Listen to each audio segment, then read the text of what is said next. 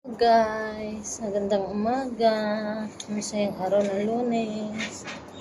Ilang araw na lang matatapos na ang taong 2024. Naway sa taong 2025 ay lalo tayong pagpalain ni Lord.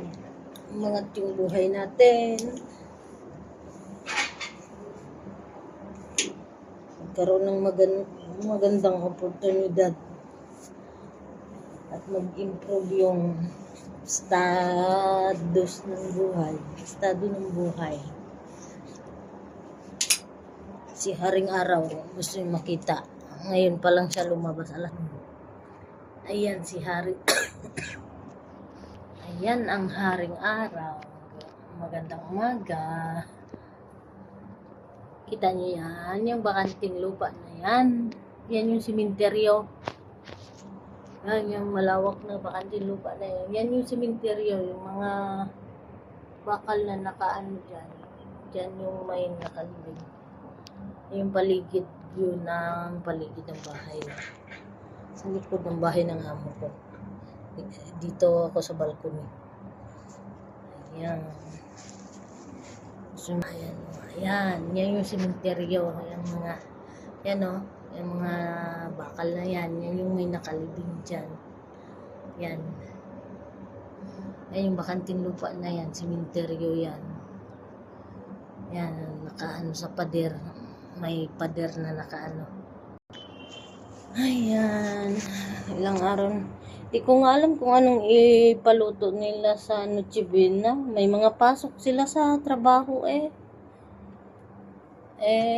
panggabi pa naman yung amo kong lalaki sa mismong 24. Yung sa kabilang room naman nakatira, may pasok din yung isa day off. Yung sa kabila, yung dalawa may pasok. Tapos yung isa day off. Ewan ko, hindi ko alam kung anong plano nilang Tinatanong ko, wala naman silang sagot. Baka mag-order lang silang pagkain sa labas. Nagsawa na siya sa lutong bahay na linuluto ko. Yan. Yan. Gusto kong kumuha ng intra liquid. Yung budget ko nga, wala akong budget. Dami kong sana nga magkaroon ako ng surprise na blessing matanggap nito bago matapos itong taong 2024. Gusto ko makapag-order ng intra.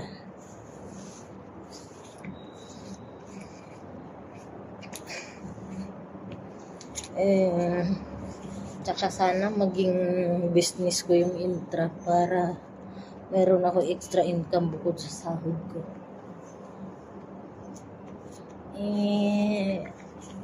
Sa lahat ng mga kakilala ko, mga kasamahan ko sa church, inaalo ko sa kanila. Wala.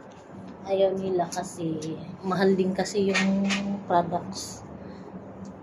Tsaka alam mo na mga Pilipino, hindi priority ang kalusugan. Ang priority nila ay kagandahan. Kahit may sakit sila, okay lang. Basta maganda ay yung panglabas na anyo. Ako kasi iba bali nang hindi ako ganun kaganda. Basta malakas malusog yung pangangatawan ko. Kaya kahit gipit ako sa budget pinaglalaanan. Kasi yun yung panlaban ng pagod at puyat ko. Lalo na pagka masyadong stress sa trabaho. Tsaka pang palakas ng immune system ko. Kasi yung yung vitamin na yun.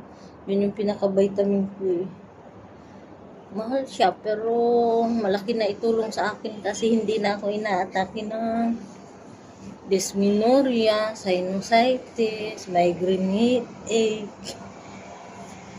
Yun ang tsaka nakokontrol yung cholesterol sa katawan ko. Nung minsan ilang buwan akong hindi nakapag-order dahil nga wala akong pambayad, ay tumaas yung cholesterol ng katawan ko nung nagpa-lab ako. Kala ng doktor mayroon akong heart failure kaya tumaas yung cholesterol ko. Wala naman. Kasi Hindi nga ako nakainom ng intra, hindi na control yung cholesterol sa katawan. Kaya kailangan ko talagang yan. Isa yan sa bukod sa maintenance na gamot ko sa high blood at yung pangpatak sa mata ko, yan din yan, parang maintenance na vitamin ko. Sana nga maka-order ako nitong December o kaya January, first week ng January pag nagkasahod na, kasi para mauubos na kasi yung nasa akin tinitipid ko. Wala na akong pambayad, pambili. Magandang umaga po sa lahat. Ayan yung si Haring Araw. Yan, sa likod ko.